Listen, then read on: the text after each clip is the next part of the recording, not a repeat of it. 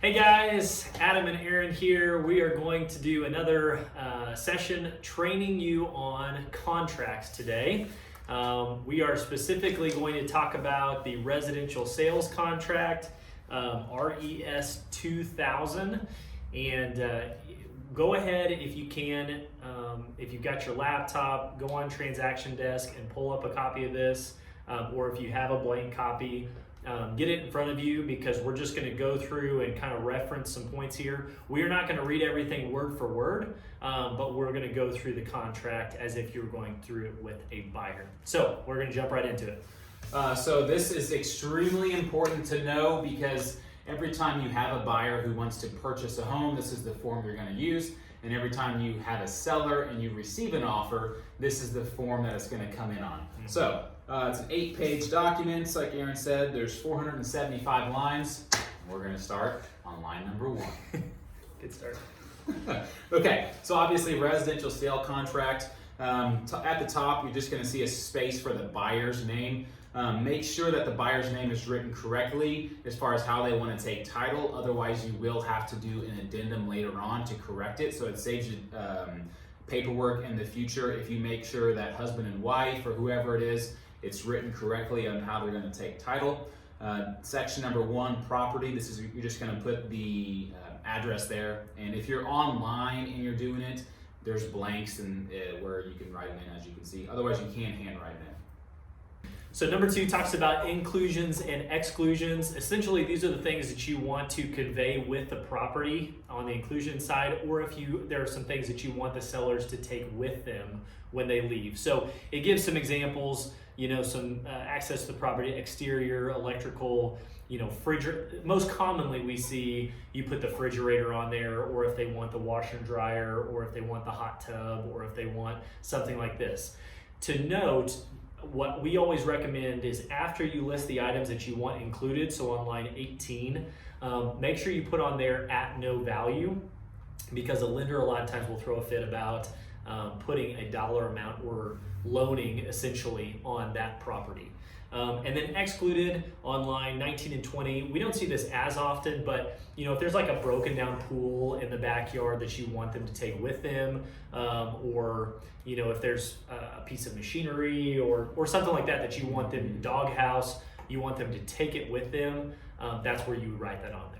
Okay, so a few hot buttons on this one here. Line 14, this contract in not a seller's disclosure statement. So sometimes you'll see on the MLS or in a seller's disclosure statement, they'll list what stays and what doesn't stay. The contract overrules both of those. Okay, so you need to make sure that it's in here. Now, you can reference those documents, but the contract still trumps both of those. So a few things here that will come up at some point. TV mounts. Okay, they added it to these contracts, so it stays with the property. So if the seller is planning on taking it with them and you represent the seller, you have to make sure that it's in the contract as an exclusion. Okay, curtains, blinds, these are always kind of a topic of discussion there, but just make sure and slow down and really talk to your buyer or your client about what stays and what doesn't stay. When in doubt, write it down. There you go. That's a good rule. And if you miss it once, you won't miss it again. That's right. You'll buy a TV stand. After you've had to buy someone a propane tank. That's right. Yes. You won't miss it again, I promise you that. That's true. Okay, number 3. This is where we're actually going to get the specifics of what you're going to offer as far as the purchase price, seller's concessions, and earnest money. So section 3, line 22, you simply write what dollar amount you're offering for the house. Number 23, seller concessions. This is basically what we call closing costs. What the buyer is going to ask the seller to pay towards their closing costs. $2,000, $3,000, $4,000, whatever it is. Earnest money, line 24. This is, sometimes you see it, sometimes you don't. So $500 or $1,000 in earnest money. Now, 25 and 26, the 2 boxes there. If there is earnest money, you need to check one of the boxes as far as how that earnest money is going to be delivered. Most of the time, you're going to check box 26, which says you have 10 days to deposit that earnest money after you go under contract. Line 27 is the title company or the escrow agent that's going to hold the earnest money. So if you're closing at Great American Title or Hogan Title, you would write in the title company there. So you're not going to get into additional earnest money very often. The next 4 or 5 lines talks about additional earnest money. So if you're under contract and let's say the closing date has to get pushed back 14 days or something like that. And in order to get that done, one party says, we'll agree to it, but we want additional earnest money. That this is where you would use these forms here. And the nice thing about our contract is every section references the correct document to use. So if you look at line 29, if you need additional earnest money, it tells you what document to use, and you would find these in the forms section on Transaction Desk. Okay, number 4. Moving down to closing, this is essentially where you're going to put what title company you're closing with, the closing agent, and then also the closing date. So 35, closing agent. This can be interpreted a couple different ways, and I've seen this done. That a lot of times is where you will put like Great American Title or Hogan Land Title, and then you reference the specific location on line 36 if it's the one on East Republic Road or Sunshine or something like that. Now another way I've seen it done is the closing agent is the actual closer's name, and then line 36 is like Hogan Title. So it can be a little confusing there, but what the standard I would say is 35. On line 35, you put whatever the title company is, specific location, and then you write in the month, day, and year of the closing date. Always err on the side of more detailed. Mm-hmm. You can put the person's name, if you have a specific closer you want to close with, but most of the time, the actual title company will suffice. All right, moving on to the second page. Anything else with possession?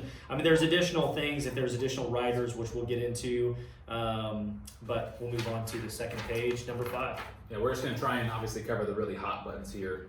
We'll sit down one-on-one as needed. But number 5 talks about the appraisal. So the big thing here is line 50. You make sure you want to check that box. This says the contract is contingent on the house appraising. Line 54. This is your appraisal contingency deadline, okay? So with these new I say new, they're 2 years old now, but so all of these contingencies expire at some point, okay? So you'll notice here that it defaults to 25 days. So on day 26, technically the contract is no longer contingent on the appraisal. So if you have a 40 or 50 day window until you close, you just want to make sure that you write in here whatever the number of days are until you close. And that's 30-day close, 35-day close. I always match the exact days. Now, most of the time, the appraisal is going to come in before that 25-day mark. That's why they default that. But it's not a bad idea to go all the way up until closing, because in busy seasons, we've seen where the appraisal will come in the day of closing, and it's just, so what I always do is whatever that closing date is, however many days that is, that's what I write in there, and then on line 67, which we'll get to. So a little tip, very, very rarely will this box not be checked. Even if I have a client that's going to purchase cash and not planning on doing appraisal, sometimes I'll still check the box in case they change their mind. Obviously, it's a case-by-case situation, but 99 times out of 100, that box is going to be checked. Every time there's financing, it will be checked. Yep, absolutely. Okay, now financing. Line 61, 62, and 63. This is where you're going to basically tell the sellers what type of financing your buyers are receiving. So line 61, B, not contingent upon financing, okay? A lot of people check this box when it's a cash deal because it's not contingent on them receiving financing. However, if someone is still getting a loan, they just want to make the contract a stronger contract, they can still mark not contingent upon financing if they say, well, we're going to get a loan, but if for some reason something happens on that, I've got money set aside that I could pay cash for it or whatever. It says buyer, so if it's not contingent on financing, buyer may finance any portion of the purchase price. Just makes your offer stronger. Yep. 62, non-conventional. This is going to be like your government loans, your seller financing, your assumptions. So if you've got an FHA, a USDA loan, VA loan, those are the 3 most common non-conventional loans. You check mark that. It tells you what you have to attach an additional rider. It's called a government loan rider, and it tells you right there which form to attach. And then last one, line 63, is just your standard conventional loan. When you check this box, now a conventional loan can be 5% down all the way up to however much, but then all the way down on line 74, well actually I want to jump back here, line 67, once again, this is the financing contingency deadline, meaning if your client loses his job on day 26, technically, per the contract, he cannot get out of the contract based on financing contingency, if that makes sense. So, once again, I always match that to the closing day. You know, all the way up until closing, financing, if they're getting some sort of financing, that just protects your clients from something that unforeseen reason that they would not be able to obtain financing. And then skipping down here to line 74, that's where you would fill out the the details of the loan itself. So how much are they putting down? That's on the loan amount. The interest rate not to exceed a certain amount. Amortization term, what's a 30-year loan, 20-year loan, line 76 if it's a fixed rate or an adjustable. It just gives more details to the actual financing itself. Okay, number 6. Talk about the closing costs through the title company and who does the title search and all that. So you have basically 4 options, A, B, C, and D. It's in bold at the end there as far as who pays for it. Option A, both at the seller's cost. B, split at 50-50. C, buyers pay their own, sellers pay their own. And then D, both the buyer's cost. So this is closing costs through the actual title company. I will slow down for 1 second and explain this. Hopefully I explain it correctly on the video. But so your closing costs are all lumped into one number when it's all said and done at the title company. It's just debits and credits. And all your closing costs are listed out, whether it's all the fees to the lender, your title search fees, your appraisal, your inspection, your prepaid items. You add them all up, it's called your closing cost, okay? So if the buyer asks for $2,000 of their closing costs to be covered, okay, and then they ask for the seller to pay all the title fees, okay, that's in addition to. So that $2,000 is not just cancel out each other or something like that. So it's $2,000 plus the seller's paying all the title fees. So you have to watch this because sometimes they'll try and sneak it in there where the seller pays for everything. The most common one you're going to see is letter C, where the buyer pays their own and the seller pays their own. Then it's all added up, and then whatever the closing or the seller's concession amount is on page 1 is just applied towards the total, if that makes sense. Yep. And we'll go over the details of the closing costs on another page of the contract here, who pays for what, and that's a good way to explain to your clients because the buyers are always going to have the bulk of the closing costs. So whenever you just explain that to your buyers, hey, you're probably going to have $4,000 to $5,000, depending on what loan and all that stuff is your closing cost. So maybe you ask for that full amount from the sellers. Maybe it's a portion of that. But like Adam mentioned, the title fees are separate and outside. So it says there on line 80, any seller paid title fees set forth below are in addition to any seller's concessions. Okay, so just a good thing to explain to your clients. Line 89, you'll write the title company in there wherever you're closing at. The next few paragraphs, I'm not going to spend a lot of time, but definitely read these. So this discusses if something comes up with the title search, how you handle it, how long you have to object to it. For example, we had one time where the actual property size didn't match up with what was on the title. So we had to handle that, but on a case-by-case basis. Okay, so number 7 talks about inspections. We had another video that we covered inspections specifically. So we're just gonna reference that video for you right now because this is a whole video in itself as far as how to properly handle inspections. Okay. Don't really need to worry about, line 169, municipal government inspections. Read over it, once again, take time, read over it. If you have questions on it, let us know. But it's just not a common thing that we see a lot. Yeah, some of this, obviously, you just have to read it and ask us questions as needed. Broker role, it just breaks down the actual responsibilities and roles of the agents involved. Yep. All right, home warranties. Letter H, line 203, talks about home warranties. Okay, and they note on here, home warranty plans are not a substitute for inspections. If you're not familiar with home warranty, essentially what it is, it's like Aflac for your home. It covers everything your homeowner's insurance doesn't. Typically, it's around $500 a year. There's different plans. You can put your appliances on there, hot water heater, furnace, things like that. So this is where you would ask the seller to provide a home warranty or acknowledge that they're not providing a home warranty. So 204, buyer acknowledges the seller is not providing a home warranty. So you just explain that to your buyers. Hey, sellers are not providing a home warranty. You can get one on your own dime if you want to. 206, that's asking the seller to pay for a home warranty, and it puts a dollar amount in there. Like I said, most of the time, the default plan I think is $485 from most providers. If you want to put not to exceed $500, that's kind of just a roundup number there. And then 209, if the seller already has a home warranty in place and is going to transfer that over to the new buyers, then you could put that in there as well. Number 8, earnest money. So if there is earnest money in the contract, this explains what happens if the contract is canceled or if someone defaults on the contract, as far as who gets it and how that works. Really important to understand this just so you can explain it to your clients properly. Number 9. Same with number 9. This just talks about if for some reason something happens to the property while you're under contract.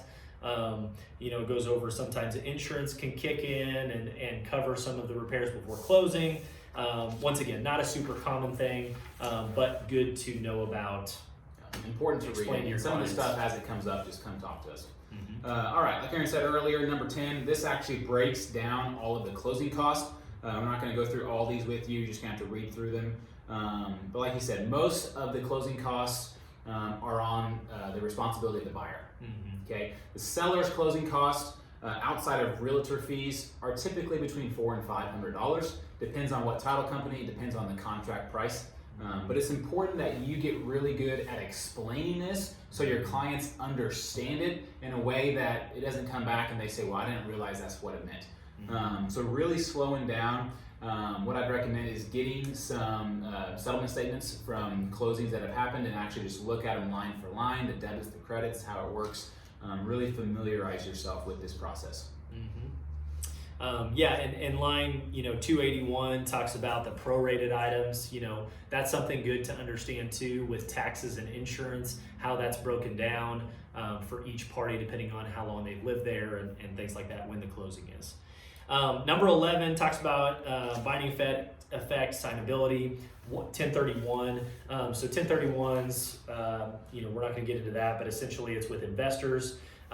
Using that money to put towards an investment from a profit of a previous sale. Assignability, if something happens to the buyer and they cannot buy the home, they can assign this contract to another person, maybe their parents or something like that, and still close on it as long as they can obtain financing. So it just goes over all of that as well on number 11. Number 12, all of the extra amendments and riders that you attach to the contract, it's all considered the same contract. Number 13, default and remedies. We call this the teeth of the contract. It's not the fun part to go over with your clients, but legally you need to, just in case something happens. And we've experienced where we've had to, point this out in the contract, unfortunately. So 314 and 324 talks about what happens if the seller defaults or if the buyer defaults. Here's how I personally explain this to my buyers when I sit down. I say, hey guys, there are several legal ways that I can get you out of the contract if you decide not to buy the house. You have to go through the appraisal, you have to go through the inspections, you have to obtain financing, blah, blah, blah, blah, blah.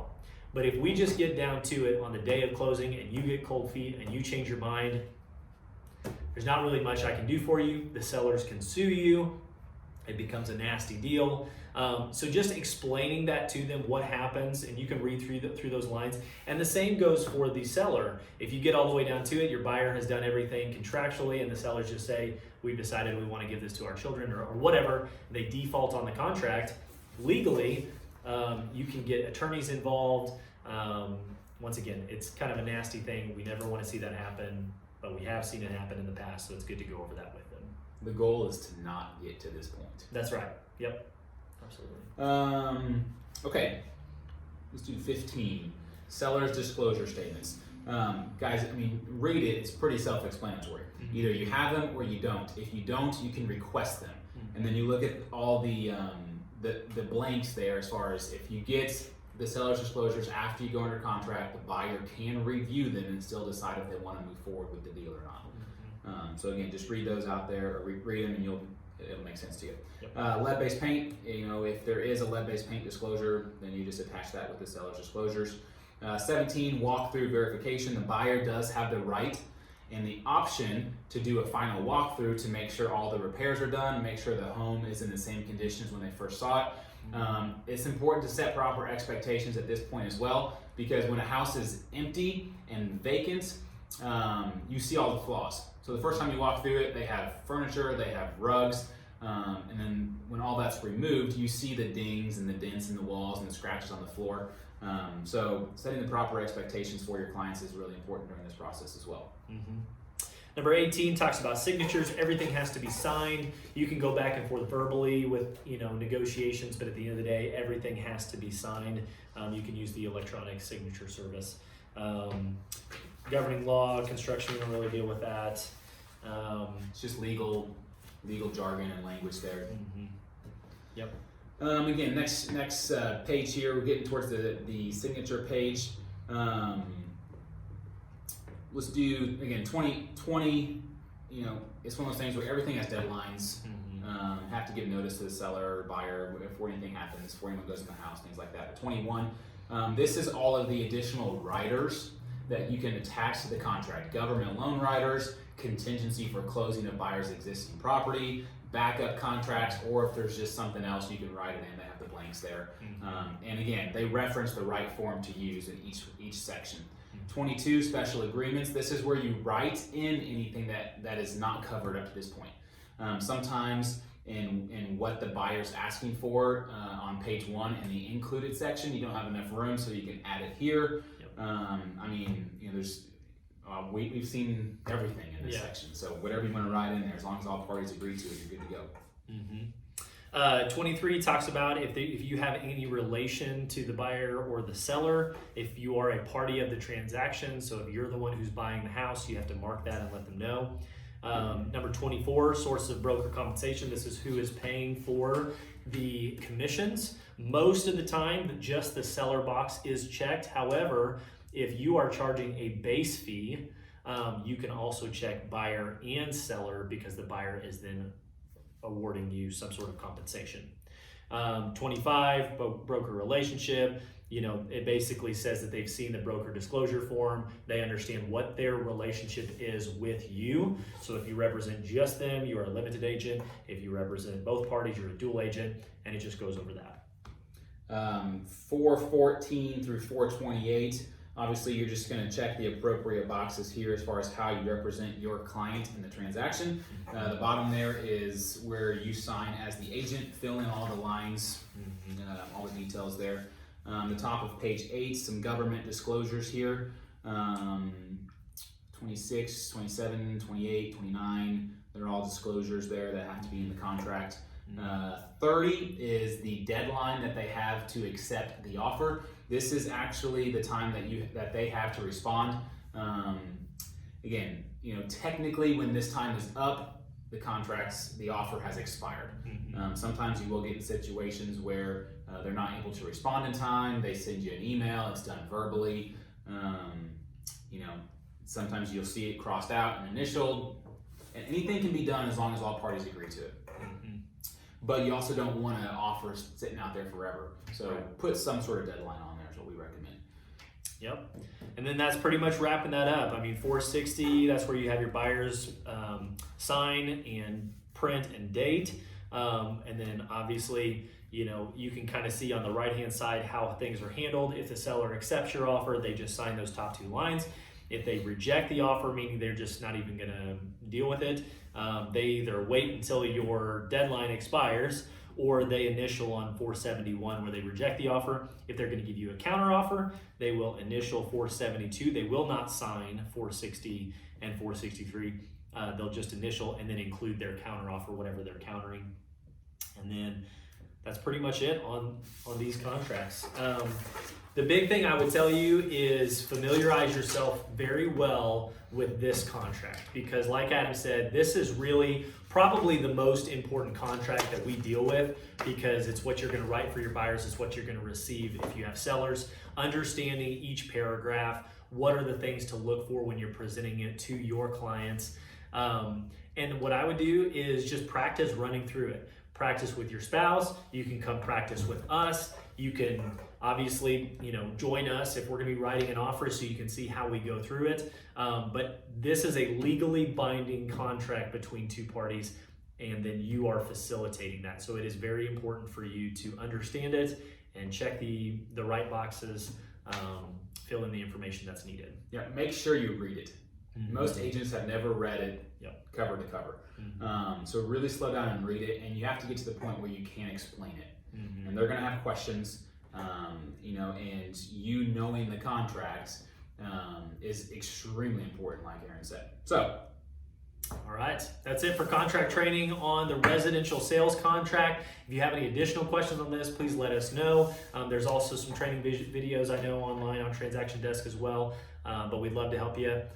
Go out there, sell some houses, help your buyers, and we look forward to our next session. Thanks, guys. See you guys.